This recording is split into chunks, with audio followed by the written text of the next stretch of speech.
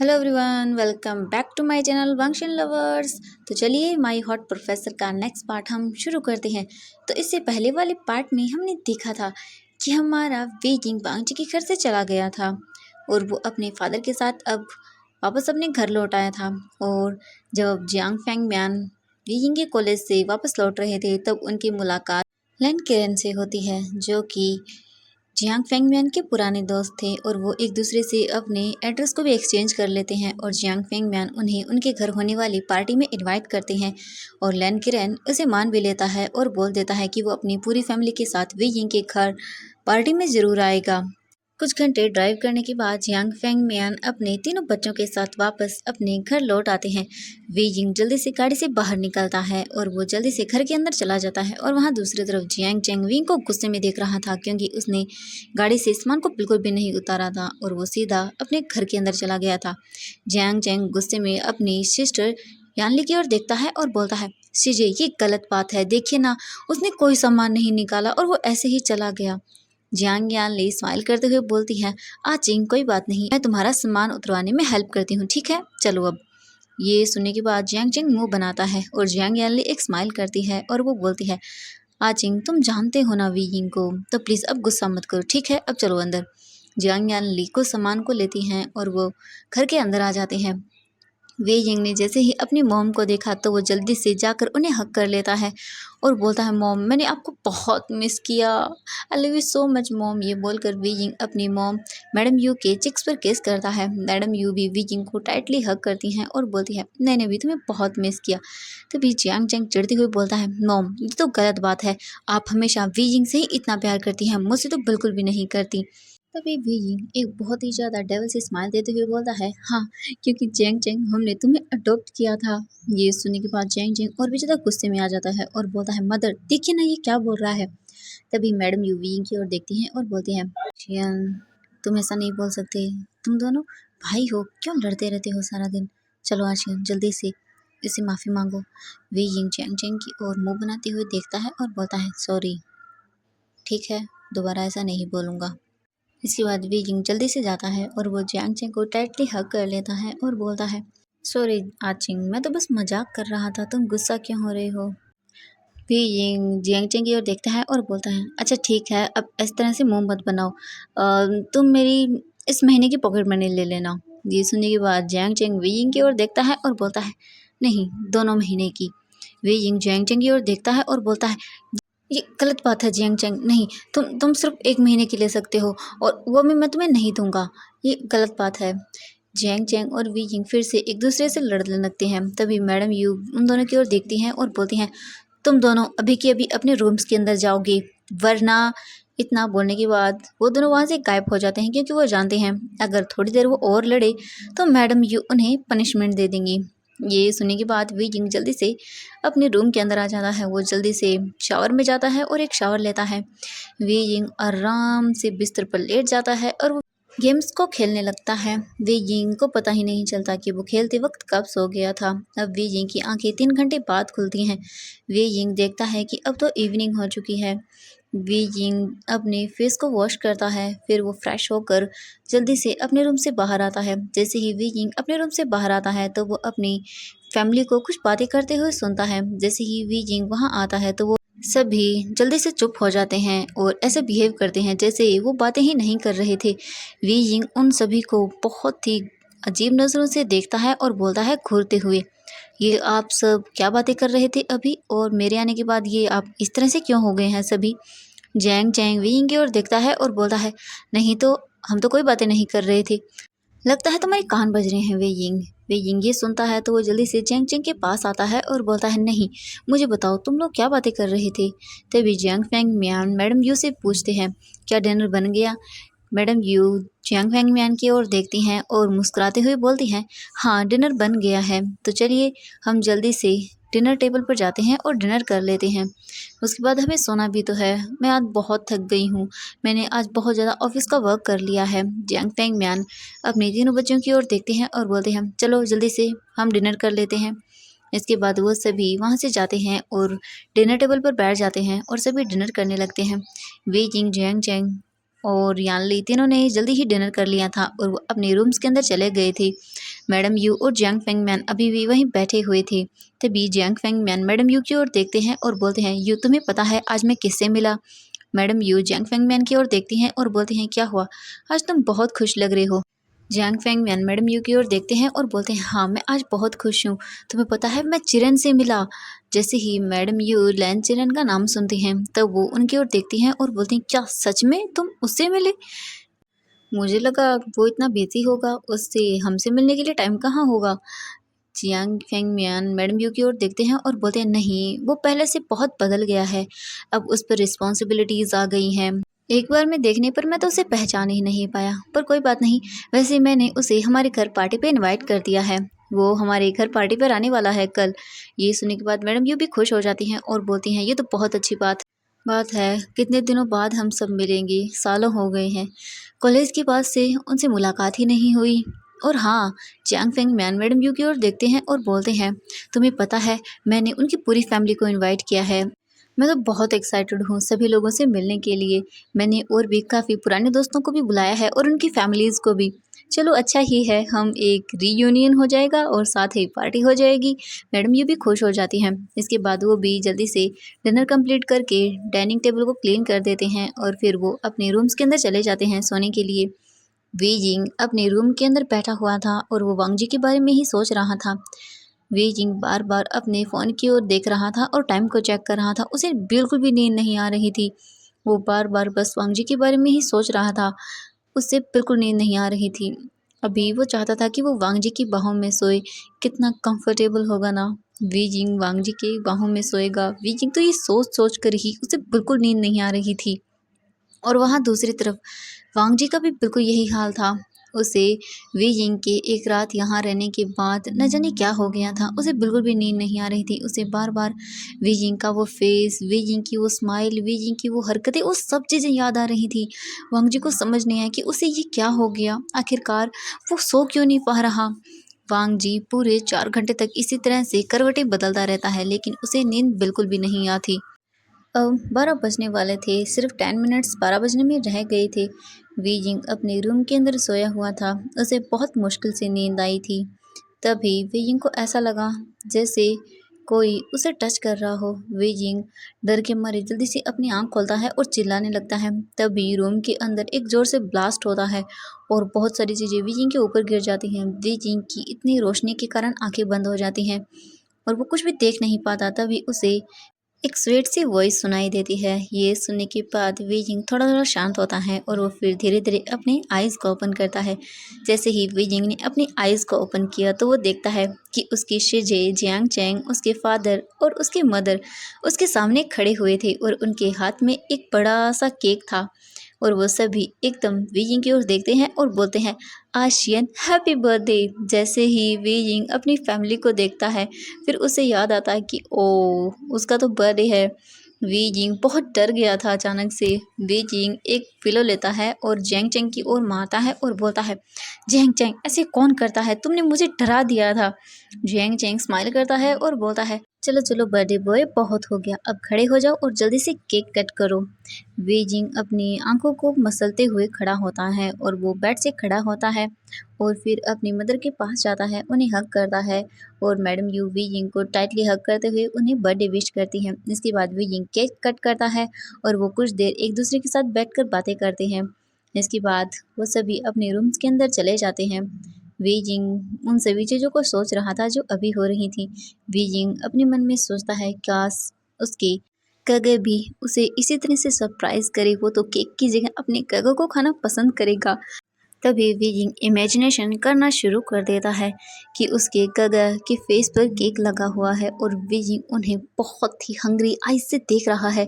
Wheezing के mouth बहुत ही watery हो गया था क्योंकि अभी उसे बस वांग जी के लिप्स दिख रहे थे जो कि बहुत ही रेड थे और बहुत ही टेस्टी लग रहे थे। उन पर केक लगा हुआ था और वीजिंग एक हंग्री वुल्फ की तरह उनके लिप्स को घुरे जा रहा था। वे जिंग का मन कर रहा था कि वो अभी वांग जी को सीधा अपने क्लोज करे और उसके लिप्स पर अटैक कर दे और उन्हें तब तक बाइट करे और सक करे जब तक कि उनके लिप्स पूरी तरह से रेड ना हो जाए। वी यिंग इसी तरह से वांग जी के बारे में इमेजिन करता रहता है और फिर वो सो जाता है। अब हमें अगले मॉर्निंग का सीन दिखाया जाता है। वी यिंग बहुत ही लेट तक सोता रहता है। इसके बाद हमें वांग जी के और का सीन दिखाया जाता है। वांग जी अपने डाइनिंग टेबल पर बैठा हुआ था और उसकी आंखों के नीचे डार्क सर्कल हो गए थे और वो ऐसा लग रहा था जैसे उसे पूरी रात नींद नहीं आई हो। वांग जी अपने फ़ोन की ओर देखता है जो कि वाइब्रेट हो रहा था। वांग जी जल्दी से अपना फ़ोन पिक करता है और बोलता है, हाँ गगा क्या हुआ?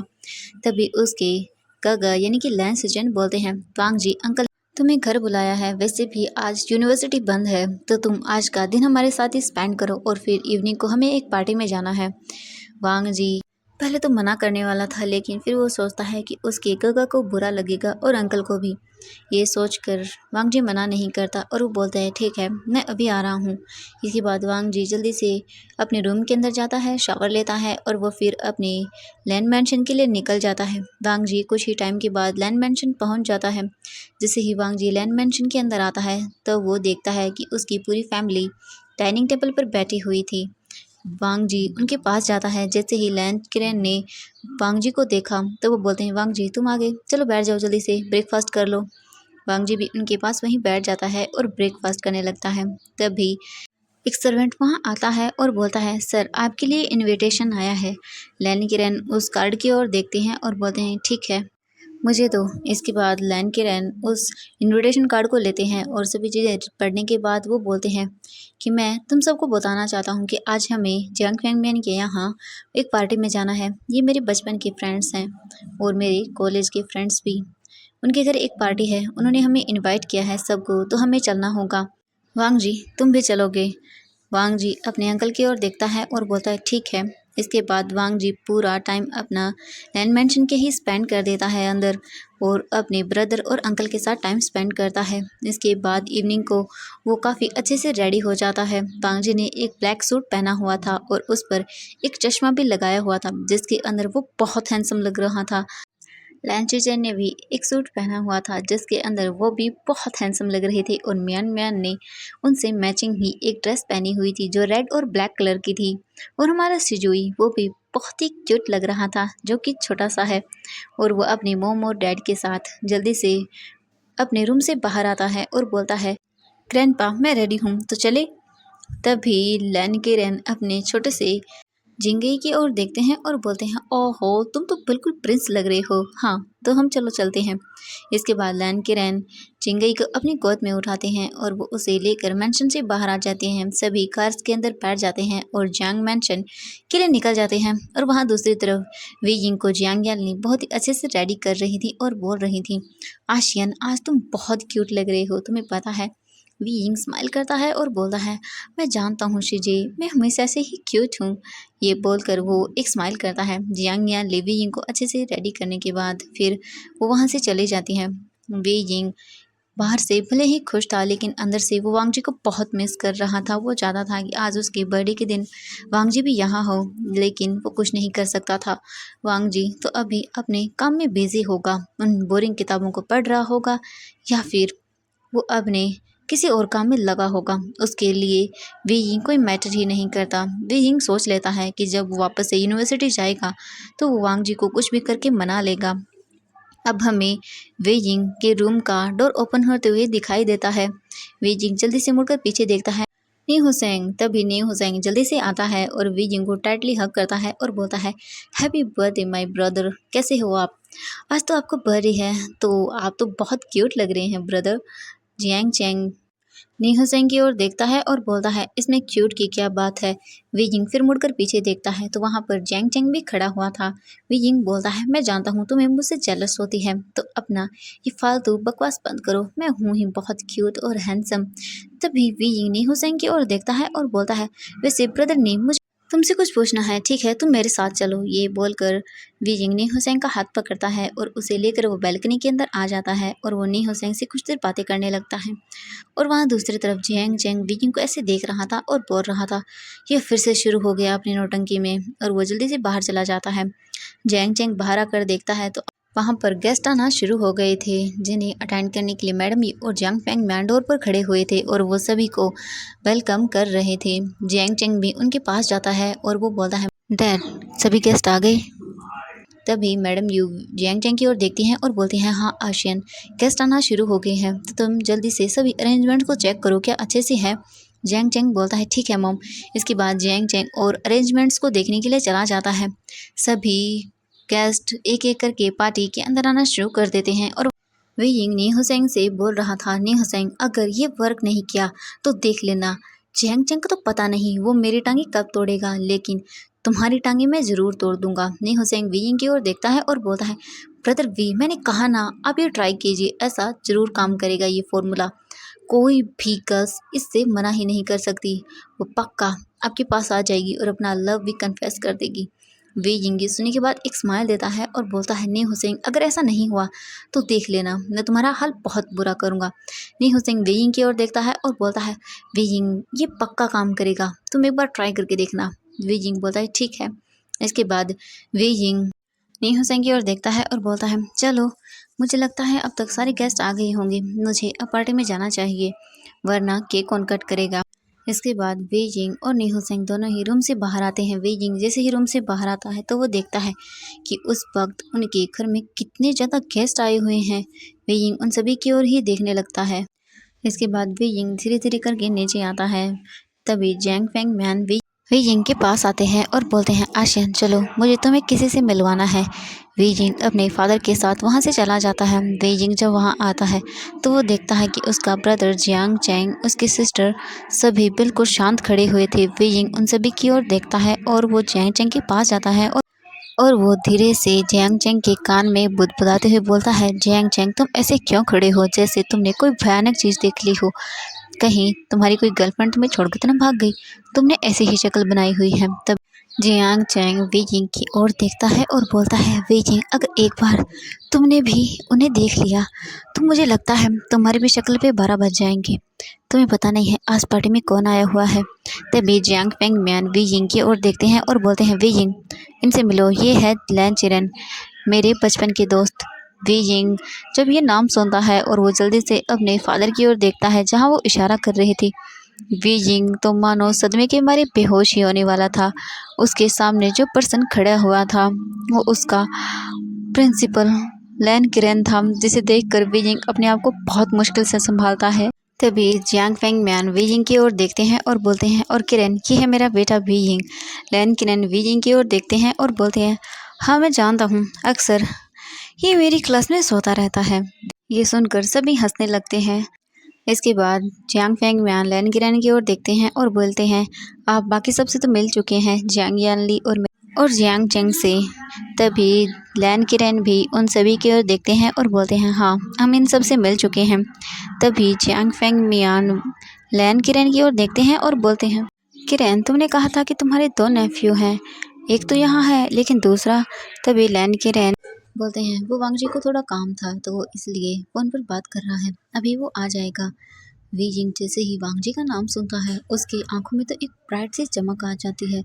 वी यिंग क्यूरियसली बस गेट की ओर ही देख रहा था कि कब उसके गगे आए और वो उनसे मिल पाएगा। उन्होंने वेग तो बहुत खुश था कि आज उसे अपने बर्थडे का सबसे बेस्ट गिफ्ट मिल गया है, जो कि वांगजी है। वी यिंग तो बस हंग्री आइज से वांगजी को डोर की ओर ही देख रहा था।